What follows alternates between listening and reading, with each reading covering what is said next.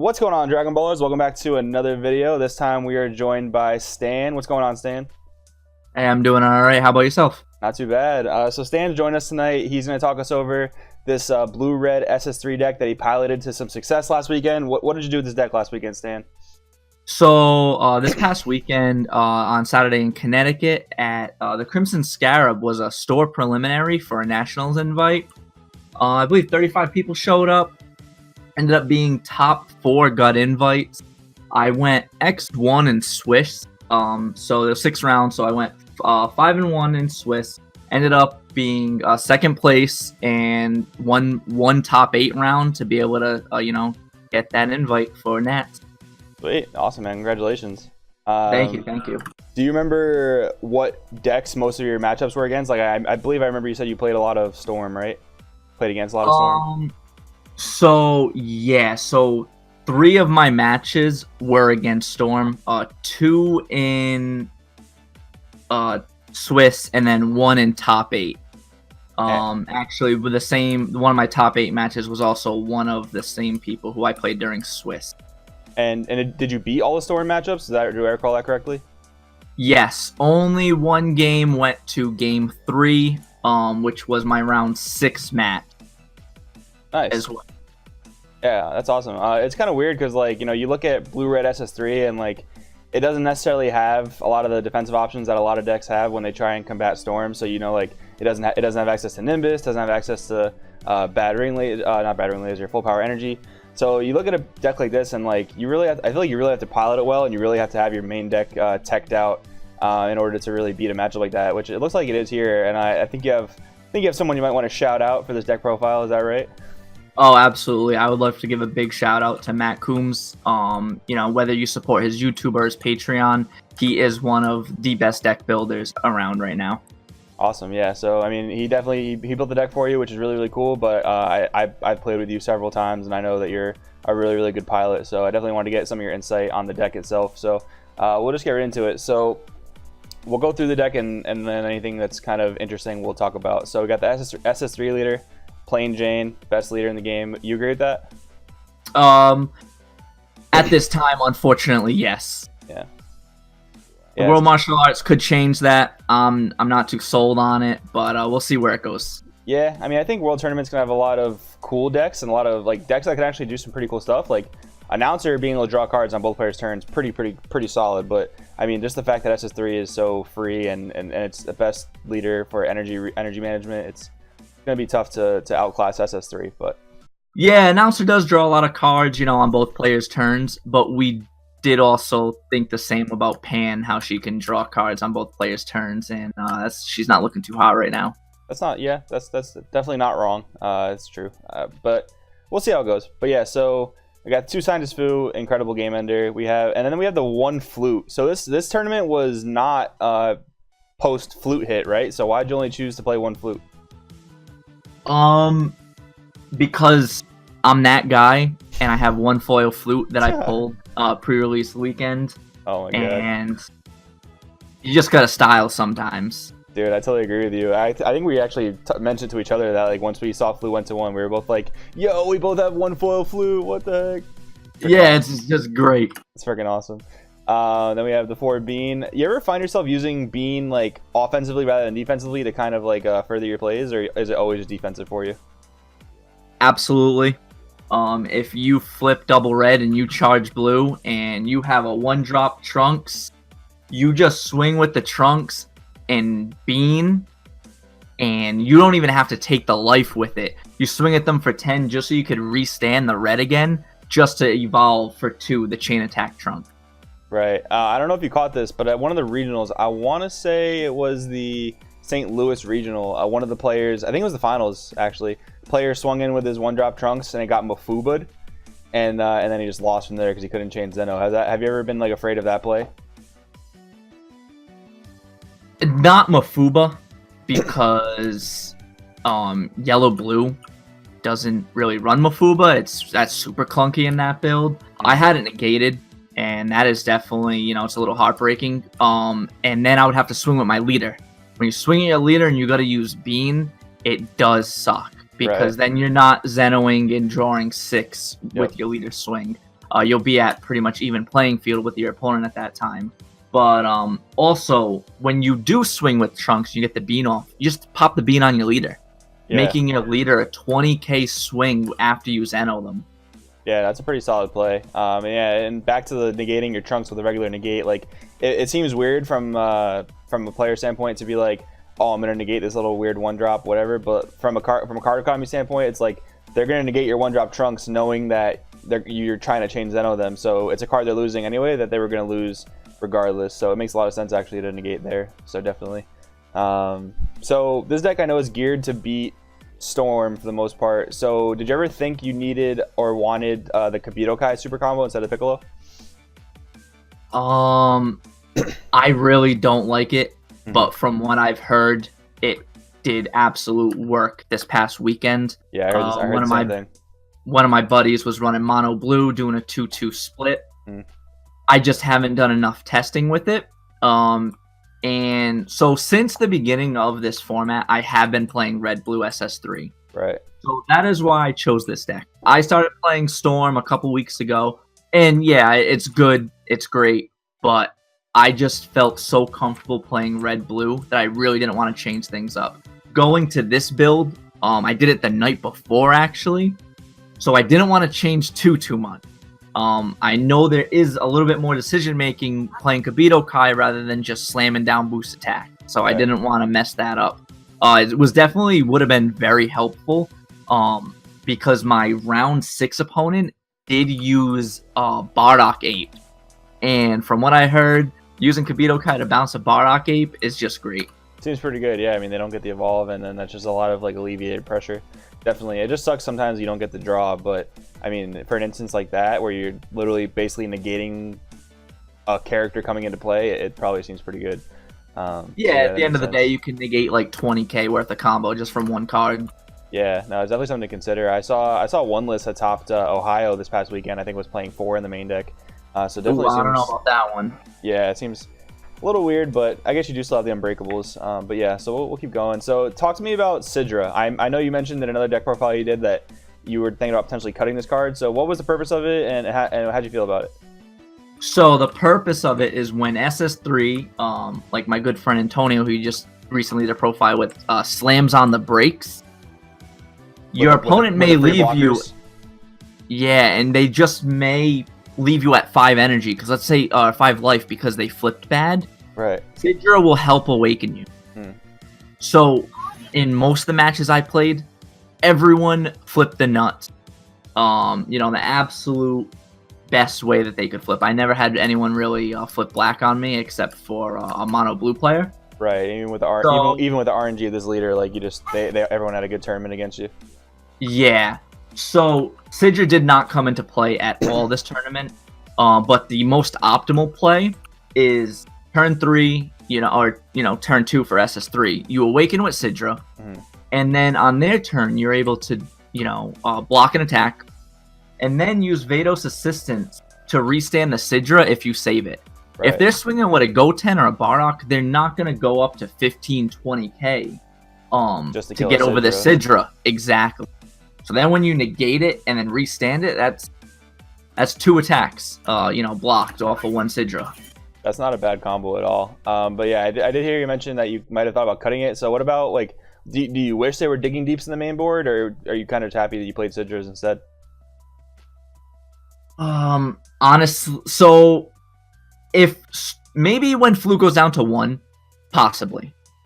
With Fluid at 4, I'd say no, digging deep wasn't necessary. Right, just because Storm is overtaking the meta. Yeah, but I want to be honest with you, when you're not playing Storm, you just want to scoop it up and go right to game 2. This main board is not geared for any other deck. Control just can stall you out, and it's bad. It gets real rough. Yeah, and we'll be going from the sideboard too. But then actually that kind of makes me question the Kefla choice, but we'll get there when we get there. So then we got the 4 Radiant Spirit, and then we have the 3 Vegito in the main board. So this is definitely one of the reasons this deck is teched out to beat Storm. Yep. How dead is this card in your other matchups though? Honestly, not dead at all. Really? Because remember, at 5 energy, it does draw you a card. That's true. That's true. 20k swings, nothing to laugh at. it leaves a lot of pressure off your leader, and they got to deal with it. At the end of the day, a lot of these decks aren't running removal. They either got to chain attack you or swing into it. Yeah, I mean, Bardock realistically doesn't even lose to removal. I mean, not Bardock. Vegito doesn't really even lose to removal, which is kind of OP. Like, even a control deck can't really deal with it well. You have to basically swing into it. So basically, it's like a permanent bean on your leader. Yeah, Mono Blue does run the Goku, the 6-drop, which can deal with it. So that's what I mean for, decent barrier removal. But how often are you going to see that? It's not much. Yeah, that's true. And we did notice a lot of people just don't want to overcommit on the Vegito, and so they'll waste like 1 or 2 cards, and I'm more than willing to save that Vegito. Yeah, what's the cap that you won't save it at? Like if I combo up to 40k on a Vegito, will you save it there? Depending what you have, I guess. Depending on hand size, but then also some people just don't know how to combo over it. Some guy wasted his whole hand, went up to like over 50k, while I only had 3 cards in hand, and I was just like, you know what, okay, it dies. Right, and that definitely comes with like player experience, like knowing like, okay, if my opponent only has 3 cards in hand, how many super combos have they gone through? How many unbreakables have they gone through? That's all the stuff you got to consider for sure. Especially when your opponents only have 3 cards in hand. And I've seen this card, and I just want to talk to someone about this because I haven't actually got to talk to someone about it yet. Have you seen the new black card coming out of set 5, the Goku that like if your leader's black and it's in rest mode, your opponent can't attack your leader and it loses 5k? Have you seen that card? Yes, I have. I've heard. I also seen in one of the articles that they wrote that I think all colors are going to be getting a staple card like that as well.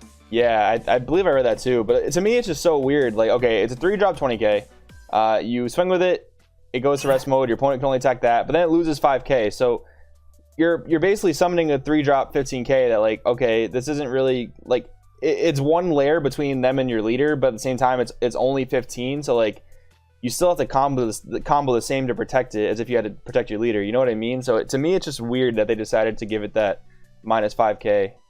That is weird, but also being a 3-drop and 20k on a swing is pretty nutty because of the fact that this game seems like it's going to slow down a lot. You're swinging at an unawakened leader for 20k. Most of the time, they're going to have to take that hit. Yeah, no, you're not wrong, definitely. And it's kind of, I mean, it makes sense too, because like, if you do save it, it stands up again next turn, and then it's more pressure. Yeah, so I mean, I guess it makes sense. It's definitely a way to balance the card for sure. I mean, I don't think it would have been overly busted at 20, but it's just an interesting thing I thought about. But it also doesn't have barrier, so there are people. Did that double strike? That I don't know. I'm not gonna. It has some keyword. I just don't remember which one it was. But yeah, so next up we have the Zenos. So I'm seeing a lot of people start to play 4 Zeno because like it's just that important in the Storm matchup. How do you feel about it? Obviously you played 3, so you don't agree with it, but what do you think about people playing 4 Zeno?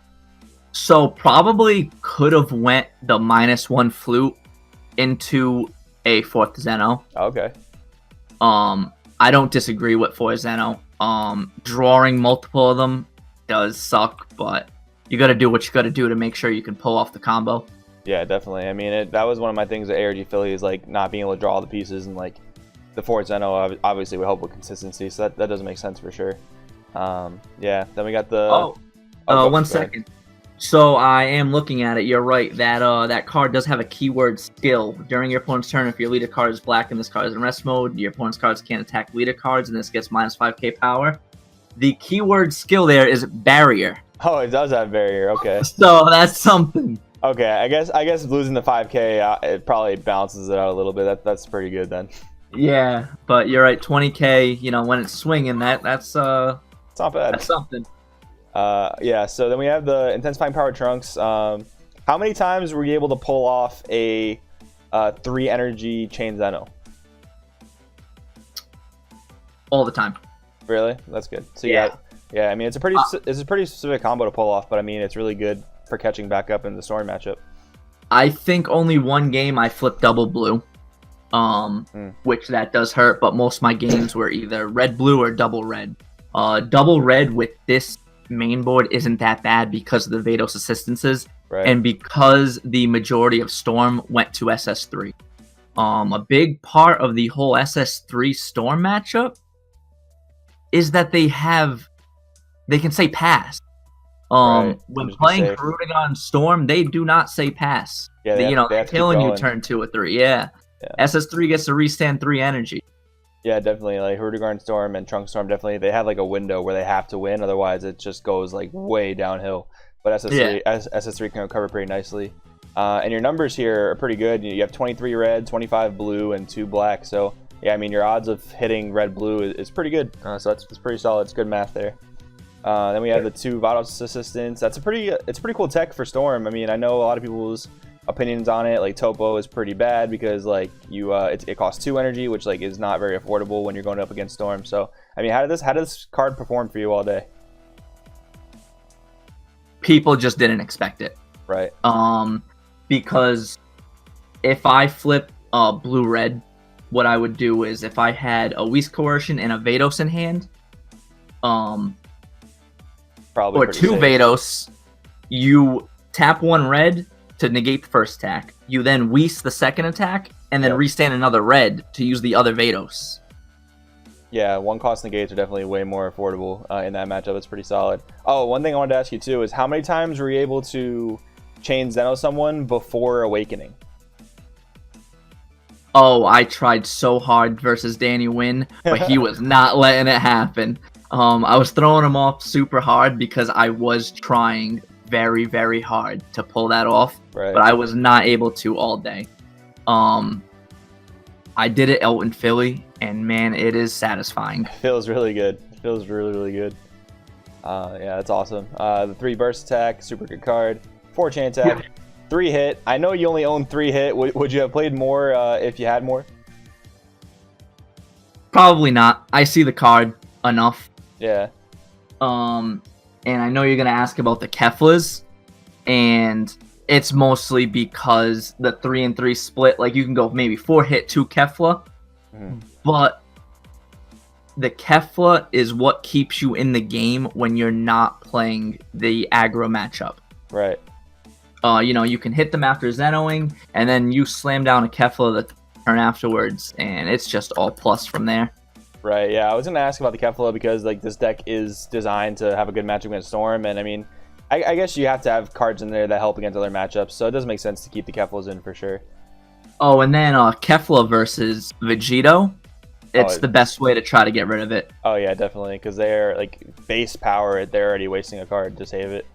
Yep. Even if it's like a 10k at the best. But yeah, no. No, they're wasting 2 cards. Oh, right. Yeah. Yeah, no, Kefla is really solid. All right, so we'll go over to the sideboard now. So 2 mass hand. Was that mostly for Storm matchups? Is clearing Gotenks?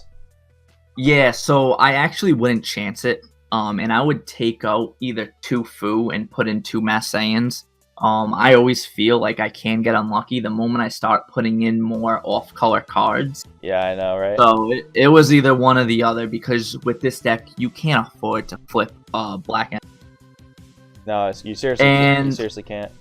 If I would see one in my opening hand before pitching back for Mulligan, I would probably keep a black card, just because I really didn't want to chance it. Yeah, no, I honestly play it the same way, and a lot of people question that because it's like, wow, you're keeping a really dead card in your opening hand, but it's like you just really can't afford sometimes to hit that that black blue. Like, oh, it's just devastating. I feel like that's really dead energy right there. Oh, it's super terrible.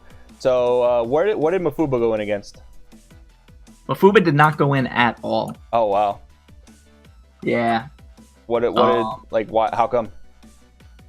Because honestly, I don't know. It probably could have went in when I played my mono blue match for the Vegetos and Bergamos. Yeah, and my mono green match, but I just didn't feel like I needed to put it in because with the next card, you might be going over. I think I'd rather cut it for this card. Yeah. How about, so did you ever consider putting Mafuba in for Storm to hit Bardox or no? No, because they have such an easy way to continue their swap lines. They can either now use Grandpa Gohan or just Successor for another Bardock. The odds of them having 2 Bardocs is huge.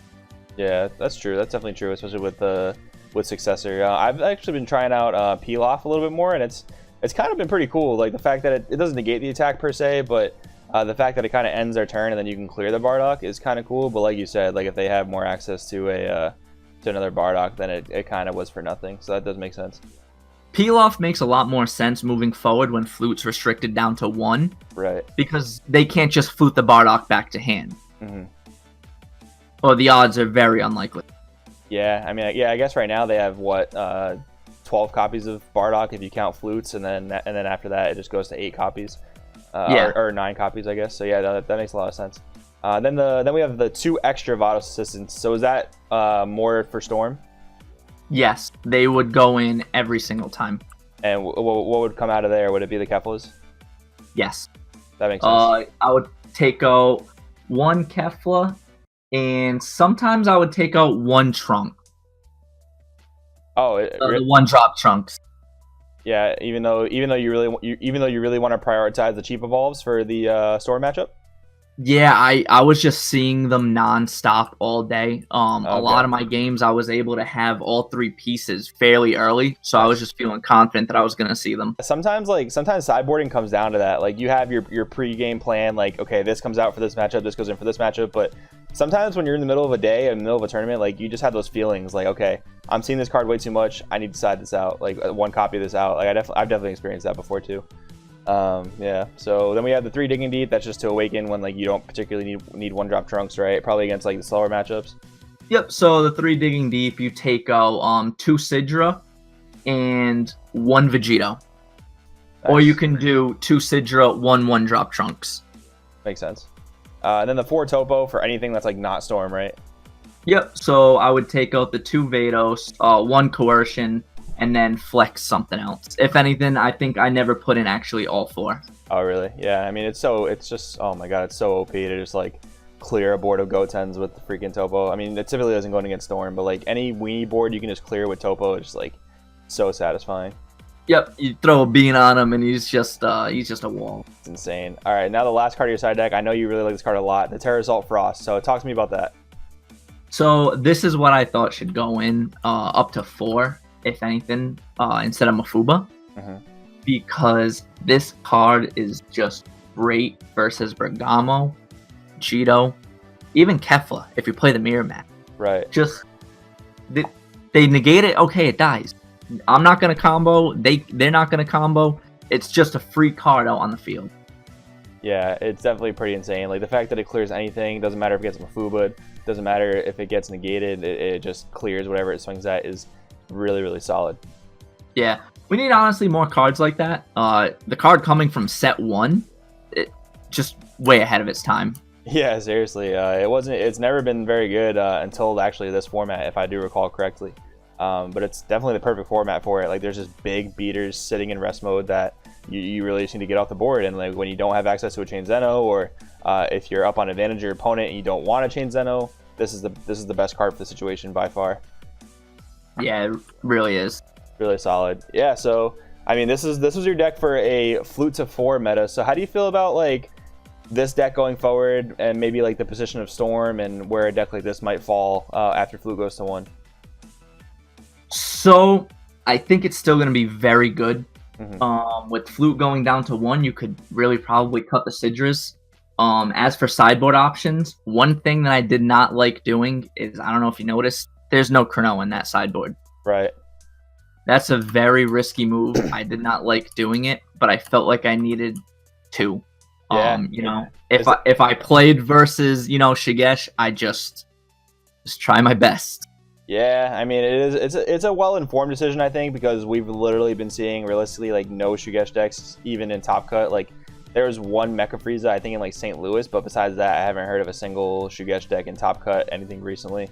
I mean, it's definitely a well-informed decision. I know a lot of people are actually really hyped on Jackie Chun, and I know he's got some pretty solid plays. So it definitely is probably something to keep in the sideboard going forward. Definitely. And with all these, I know it's a while away, but set 5, I could see, our sideboards becoming a lot of black cards because they're so super techy. Yeah, I mean, my deepest concern and my deepest hope is that this leader is either banned by the time set 5 comes out, or just, I don't even know. Like, this leader can't exist for the rest of the game. Like, it's just way too good. Hey, they could always print a leader that restands 4 energy. Dude, that's the scariest thing is, like, okay, either they have to ban SS3, right? I guess they can make a silver bullet that's like, okay, one drop, draw a card, your opponent can't untap energy at the end of the turn or whatever. Or they have to power creep SS3, which, like, dude, power creeping SS3 is really scary to think about.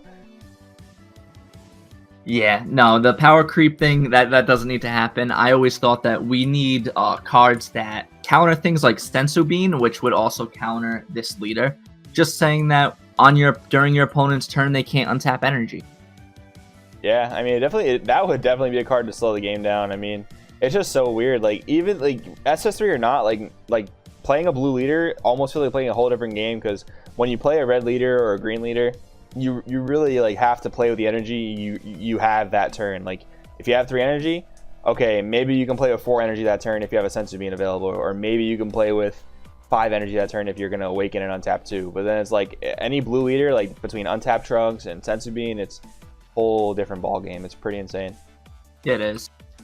Yeah, it's nutty. I mean, I think I would love for the game to come back to a point where like crazy decks can just come into top cut. But regardless of that, what are you excited about from World Tournament? Like, have you been testing anything in particular that you've been liking or anything like that? So, because I still plan to play Red Blue SS3 moving into that format, I'm really excited for the Deborah. Oh yeah, definitely. Because if the ruling comes out the way we all think it is, then card's gonna be busted. Yeah, so the ruling people think it is that if it gets Zenoed away, the opponent does not get their cards back, right?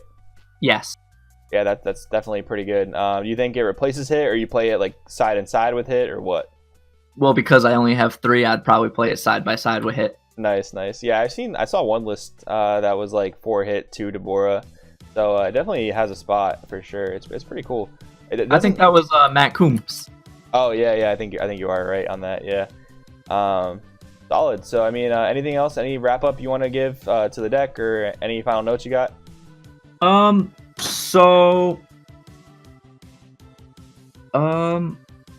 just wanted to give a shout out to the shop that did host this event. It was very well done. The environment was great. It was a huge shop. The shop is expanding. If you're ever in the Connecticut area, I do suggest you to, hit them up, see when their tournaments are. They have a big community out there out in Connecticut. People travel from all over to go to this, and from what I hear, their local scene is great. Danny Wynn goes there. The Cruz brothers go there. They're all great people. And I just had a great time at that event. I would love to give a shout out to my teammates. I'm part of Team Rivalry, the Rhode Island group. We test a lot, and things like the Vados assistance that comes from my teammate Antonio. He was telling me weeks prior, stop playing Topo, put in Vados. It's gonna stop me in my tracks, because he's one of the best players playing Storm that I've ever seen. And so when he says, hey, this is gonna shut me down, it's gonna shut someone down. Yeah, you listen to that for sure. Yes. I would like to give a shout out to my own locals who hosts, events 2 to 3 times a week. Game on Warwick, Rhode Island. If you're ever in the area, Rhode Island, you want to come see some competitive players, I suggest you to come down on a Saturday. If you want to play casual, come down on a Thursday. Thursdays is 7 p.m. Fridays is 5 p.m. Saturdays best of 3. Sweet. Yeah, that's awesome. Shout out to Game On. And what was the name of the store in Connecticut again, in case people wondering? It is the Crimson Scarab. Crimson Scarab, cool. Well, Stan, thank you so much for coming on and talking to me about the deck. Thank you so much, and congratulations again on your invite. I need to get me one of those so I can join you guys at Nats. So yeah, shout out to you, Stan. Shout out to everybody watching this video. If you guys enjoy this video, if you guys like this type of video where we get deep into conversation about deck profiles, playstyle choices, text, things like that, definitely consider liking this video and subscribing. Well, I just want to give a shout out to you, Joey, because you and all the content creators of the Dragon Ball community, you guys are what makes this game thrive. You help not only the casual players, but you help the competitive players like myself. You really open up the mind to the players. Dude, I really appreciate that. Thank you so much. Thank you. Yeah, guys, if you want to join our Crossworld TCG community Discord, which myself and Stan are both part of, we're both trying to just connect with all the players out there. The link for that's going to be in the description below. So yeah, definitely check that out, guys. And this is Joey. Stan joined us tonight, and we'll see you next time.